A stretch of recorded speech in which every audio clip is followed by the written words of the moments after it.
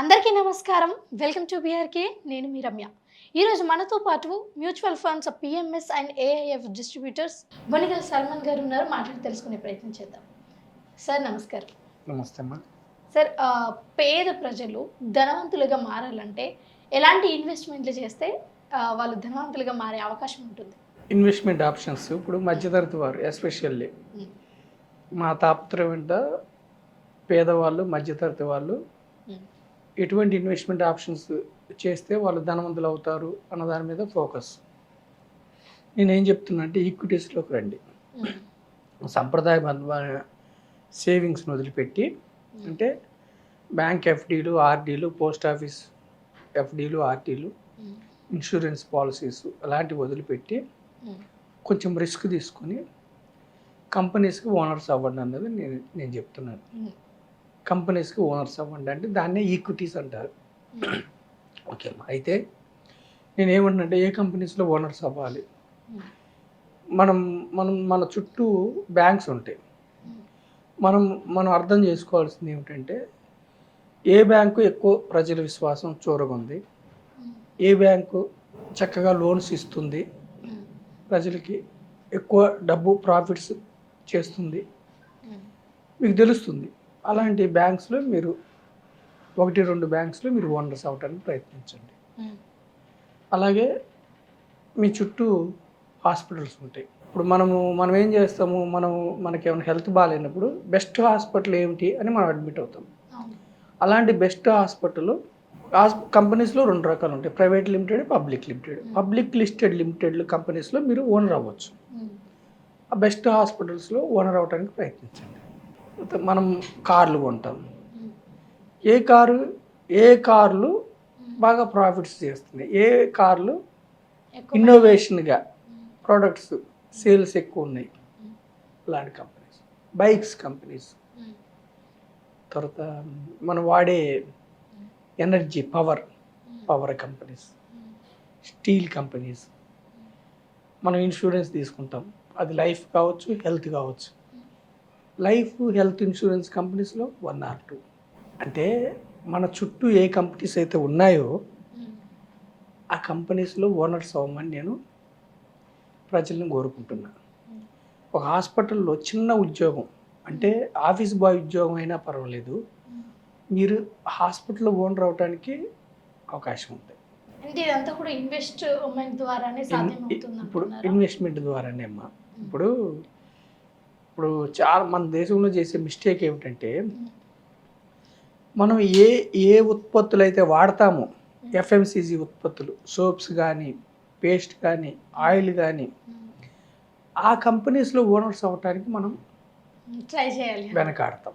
మనం ఏ కుక్కర్ అయితే ఇంట్లో వాడతామో, ఏ వస్తువులు, ఏ ఫ్రిడ్జ్లు అయితే ఇంట్లో వాడతామో, ఏ బిస్కెట్స్ అయితే మనం కన్జ్యూమ్ చేస్తామో, ఏ బ్యాంక్స్ నుంచి హౌసింగ్ లోన్ తీసుకుంటామో, కన్జ్యూమర్ లోన్ తీసుకుంటామో, ఆ బ్యాంక్లో నుంచి మనం ఓనర్షిప్ తీసుకోవడానికి వెనకాడతాం. అంటే ఈక్విటీ అంటే ఎలాంటి థింగ్స్ పైన ఇన్వెస్ట్ చేస్తే మంచిది? ఈక్విటీ అంటే ఏంటంటే అమ్మా, ఈక్వల్ ఆపర్చునిటీ. అంటే ఏదన్నా ఒక కంపెనీ కొంతమంది వ్యక్తుల ద్వారా, కొన్ని సంస్థల ద్వారా డబ్బుని సమీకరించి వాళ్ళకి ఈక్వల్ పార్ట్స్ కింద షేర్స్ ఇస్తారు, దాన్ని ఈక్విటీస్ అంటారు. అయితే ఈక్విటీ అంటే ఓనర్షిప్. ఇన్ని రోజులు మనం ఏం చేస్తున్నామంటే చాలామంది మన దేశంలో ఉన్న ప్రజలు ఈక్విటీస్నే స్టాక్స్ అంటారు, షేర్స్ అంటారు. స్టాక్ మార్కెట్ని క్యాపిటల్ మార్కెట్స్ అంటారు. అయితే మన దేశంలో సుమారు 5,000 నుంచి 6,000 కంపెనీస్ ఉన్నాయి. ఈ 5-6 కంపెనీస్లో ఏ కంపెనీసు బాగా లాభాల్లోకి వెళ్తాయి, ఏ కంపెనీస్లో మనం ఓనర్ అయితే మనకి డబ్బు వస్తుంది, ఇది కొంచెం కన్ఫ్యూషన్. అందుకే నేనేం చెప్తున్నాను పేద ప్రజలకి, మధ్యతరగతి వారికి, మీరు అబ్జర్వ్ చేయండి. మీరు వాడే బైక్స్లో ఏ బైకు సంవత్సరం సేల్స్ పెరుగుతున్నాయి, ఏ కార్లు అంటే మీరు గ్రీన్ ఎనర్జీలో, సోలార్ ఎనర్జీలు అంటే రకరకాల రంగాలు ఉన్నాయి. ఏ కంపెనీస్లో మీరు ఓనర్షిప్ తీసుకుంటే మీరు అభివృద్ధి చెందుతారన్నది మీరు అబ్జర్వ్ చేయండి. సపోజ్ అంటే డైరెక్ట్గా మీరు షేర్స్ కొనుక్కుంటే ఓనర్ అవుతారు. అయితే ఎప్పుడు కూడా ఇన్వెస్ట్మెంట్ ఎలా ఉండాలంటే ఒకసారి పెట్టి వదిలేయటం కాకుండా గలగల బారే నీరులాగా ప్రాసెస్, ఇట్స్ నాట్ ఈవెంట్ ఉండాలి. అంటే రిపీటెడ్గా ఇన్వెస్ట్ చేస్తూ ఉండాలి. అయితే 5-6 వేల కంపెనీస్లో చిన్న చిన్న టాప్ 500 కంపెనీస్నే మనం స్టాక్ మార్కెట్ అంటాం. ఒక 470 లక్షల కోట్ల విలువ ఉంది టాప్ 500 కంపెనీస్. వీటిల్లో కాకుండా చిన్న స్టాక్స్ ఉంటాయి, తక్కువ రేట్లో ట్రేడ్ అయ్యి, అవి చాలా డేంజర్. అవి జీరో కూడా అయిపోతాయి. ఈవెన్ పెద్ద కంపెనీస్లో కూడా ఏదైనా ఫ్రాడ్ అయినప్పుడు ఆ కంపెనీని అట్టి పెట్టుకుని ఉండకూడదు, విపరీతమైన ప్రేమ పెంచుకోకూడదు. ఓనర్షిప్ అనేది మీ ఇష్టం, ఉంచుకుంటారా ఎప్పుడన్నా వదిలించుకుంటారా మీ ఇష్టం. అయితే క్యాపిటల్ మార్కెట్స్లో, స్టాక్ మార్కెట్స్లో ఏమిటంటే ఏ రేట్లో కొన్నాము, ఏ రేట్లో అమ్మాము అన్న దాన్ని బట్టి లాభ నష్టాలు ఆధారపడి ఉంటాయి. అందుకే కామన్ మ్యాన్కి నేనేం చెప్తున్నానంటే, రీసెర్చ్ చేసే అనుభవం మీకు లేకపోతే, అంటే ఫైనాన్షియల్ స్టేట్మెంట్స్, అంటే ఆ కంపెనీకి ఎంత అప్పు ఉంది, బ్యాంక్స్లో వచ్చిన లాభాలను ఏం చేస్తున్నారు, ప్రజలకు పంచుతున్నారా డివిడెండ్స్ రూపేనా, లేకపోతే గ్రోత్కి ఉపయోగిస్తున్నారా లేదా, లేకపోతే ప్రతి సంవత్సరం సేల్స్ కానీ లాభాలు కానీ ఎలా ఇవన్నీ తెలియకపోతే రెండో రకంగా డైరెక్ట్గా కంపెనీలో స్టాక్స్ కొని ఇన్వెస్ట్ చేసుకోవచ్చు ఒక మార్గం. ఇండైరెక్ట్ వేలో ఇన్వెస్ట్ చేయొచ్చు. ఇండైరెక్ట్ వేలో ఇన్వెస్ట్ చేయటాన్ని mutual funds, index funds, ETF అంటారు.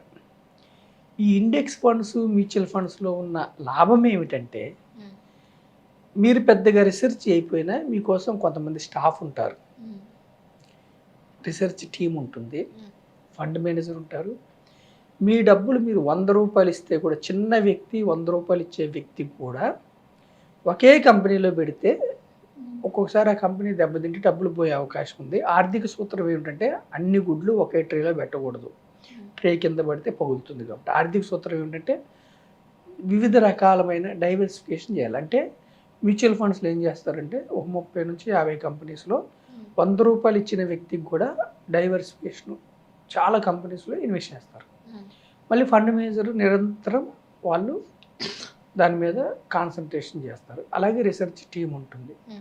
సో నేనేం చెప్తున్నానంటే అమ్మా, మన ఇండియా ఎకానమీలో బాగా గ్రోత్ అవుతుంది. ప్రపంచ దేశాల్లో 4th largest economy in the world. 2028 వరకు 3rd లార్జెస్ట్ ఎకానమీ అవబోతుంది. ఈ క్రమంలో మన దేశం ముందుకెళ్తున్న క్రమంలో పేద ప్రజలు, మధ్యతరగతి ప్రజలు వెనకబడకూడదు. మీరు కూడా ఈక్విటీలోకి రండి, కంపెనీస్లో ఓనర్స్ అవ్వండి. మీకోసం వేరే వాళ్ళు పనిచేయాలి, కంపెనీలో ఎంప్లాయీస్, స్టాఫ్ పనిచేయాలి మీకోసం. మీ డబ్బు మీకోసం పనిచేయాలి. నిద్రపోతున్నా మీకోసం మీ డబ్బు పనిచేయాలి. అర్థమైంది సార్. నార్మల్గా పేద ప్రజలు కాకుండా ఎవరైనా సరే వెనకాల పడి కాకుండా ఫైనాన్షియల్ ఇండిపెండెన్స్ రావాలి అంటే స్టాక్ మార్కెట్, ఫైనాన్షియల్ ఇండిపెండెన్స్ రావాలంటే ఈక్విటీస్లో ఇన్వెస్ట్. ఈక్విటీస్ అన్న స్టాక్ మార్కెట్ అన్న ఒకటే. ఈక్విటీస్ అన్న స్టాక్ మార్కెట్. ఇప్పుడు స్టాక్ మార్కెట్ అని మనం ఇక్కడ ఏం చెప్తున్నామంటే బ్రాడర్ మార్కెట్, అంటే సెన్సెక్స్, నిఫ్టీ 500 ఇవి ఎన్ని ఒడిదుడుకులు వచ్చినా కానీ దీర్ఘకాలంలో కంఫర్టబుల్గా 12 to 14% CAGR దీర్ఘకాలంలో వచ్చినాయి. షార్ట్ పీరియడ్లో రిస్క్ ఉంటుంది, నష్టపోయే అవకాశం ఉంటుంది. కానీ దీర్ఘకాలం ఓపిక పడితే దీర్ఘకాలంలో ఈక్విటీస్లో ఏంటంటే ఒక్కొక్కసారి నష్టాలు వస్తాయి.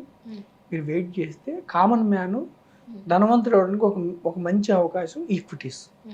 సో అంటే ఈక్విటీస్ అంటే కంపెనీలో ఓనర్షిప్. సో కంపెనీస్లో ఓనర్స్ అయ్యి మీరు గ్రూప్ ఆఫ్ కంపెనీస్, అది కూడా ఒక కంపెనీ కాకుండా 30 కంపెనీలు, 50 కంపెనీలో ఓనర్స్ అయ్యి మీ యొక్క ఆర్థిక పరమైన ఫ్రీడమ్ని, ఫైనాన్షియల్ ఫ్రీడమ్ని పొందమని నేను మీ ద్వారా తెలియజెప్తున్నానమ్మా. Okay sir, thank you. Thank you అమ్మా.